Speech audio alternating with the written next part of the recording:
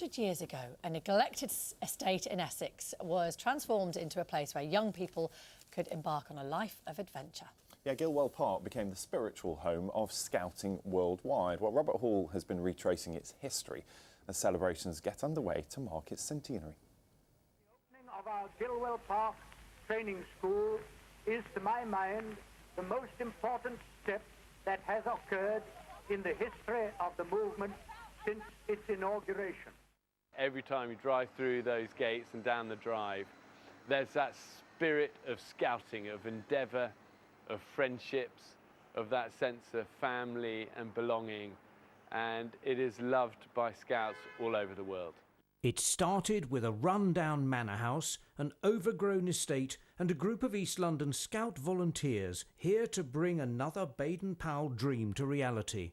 Heather Perrin remembers the story her father Victor told her of that visit. They got the train from the East End of London, because it was an East End group, to Chingford Station, and then they pulled their trek cart up to here. But of course it was almost derelict by that time. And they found they couldn't sleep in the house, it was just derelict.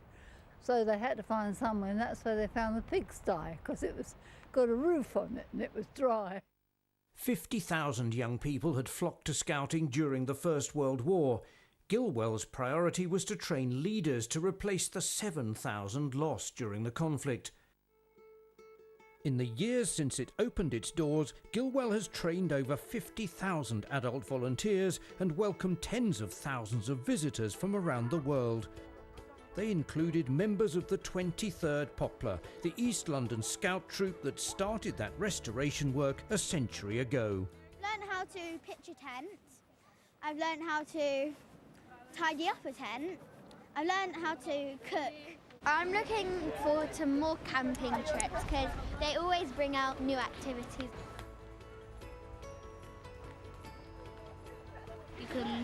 There's like a wild forest that you can go and explore. There's lots of different activities. Our last camping trip was pretty funny because we didn't want to sleep in our tent. We used to stick our heads out and then just look at the stars, which was pretty fun. My dear brother Scouts, I am 80 years old. What do you think of that? But I can't say that I feel very much older than some of you. The scouting values are still there, rooted in that friendship and endeavour and going the extra mile and helping your community, and I think he'd have this huge sense of pride. Nearly 80 years after Robert Baden-Powell's death, the movement he founded is thriving, and Gilwell is its beating heart. Well, Robert Hall is there for us now. We can speak to him. Robert, really important anniversary this, isn't it? And all those celebrations getting underway today, starting to get busy behind you. Just give us a sense of what's planned for today. Yeah, well, first thing that's planned is the bacon sandwiches, appropriately named Chubbies. The queues are forming now. These are some of nearly 4,000 Explorer Scouts from all around the UK, so that's aged between 14 and 18. They're here for that celebratory party, if you like, and the way they're celebrating is with 24 hours of round-the-clock activities. So all this sort of stuff is going on day and night, right the way through until tomorrow. And if they can get through it, they get a certificate. Let's chat to a couple of people. Can I just burst in here? Now, you've done this before, haven't you? Yeah. What's your name? Alice. And what was it like last time? Did you get to the 24? Yeah, I made it all the way through. How tough is it when you get to about hour 23? It's about at 5 o'clock, 7 o'clock, you get really tired, nearly fell asleep. Emily, you've done it before as well. Yeah, You come down from Manchester, so Yeah. you've got that journey before you start. Yeah. What's the trick? What's the key to keeping it all going? Just to sort of not try and rest, just stay active the whole thing, otherwise you're just going to crash. I say, looking at it, there's just the most amazing atmosphere, isn't there, as Yeah. the day goes on today? Yeah, that's one of the best parts about it, everyone's just buzzing to be here, and it doesn't really stop either all the way through, so that's great. Right, thank you all very much. I'll let you get on with your climbing because I want to dive over here and talk to Caroline. Caroline, can I get you to join us over here? And you're the heritage manager here, which basically means you know all the history. Scouting's all about looking forwards, but in a way, these celebrations are about looking back as well. What links are there between the past and today's scouting that remind people how all this Gilwell thing started?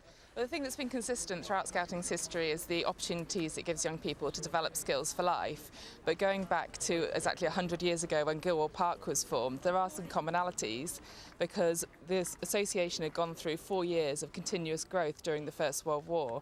But there was a shortage of leaders because of those who had been killed. So one of Gilwell Park's primary functions was to provide a training centre to support leaders in developing the skills they needed to pass on to young people. You're wearing a reminder that this land came from a chap called McLaren, didn't he, who bought it for the Scouts. Yes. Did he buy it or donate it to them? Yeah. I didn't get my facts right. He was a Scottish Scouting volunteer, and he'd made his money through publishing, and he came down to London and saw Scouts in the East End of London really struggling to deliver their scouting because they hadn't got access to outdoor facilities.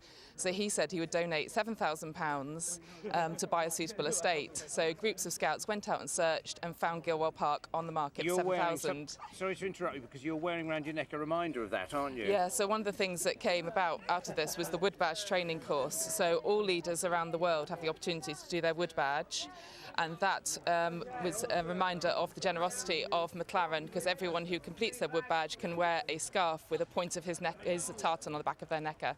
Caroline, thank you very much indeed for talking to me. We're going to hear from loads more of these guys in the next couple of hours. I'm promised all sorts of interesting activities, including some coracle building, so we'll see if they float. But for now, from Gilwell, back to you.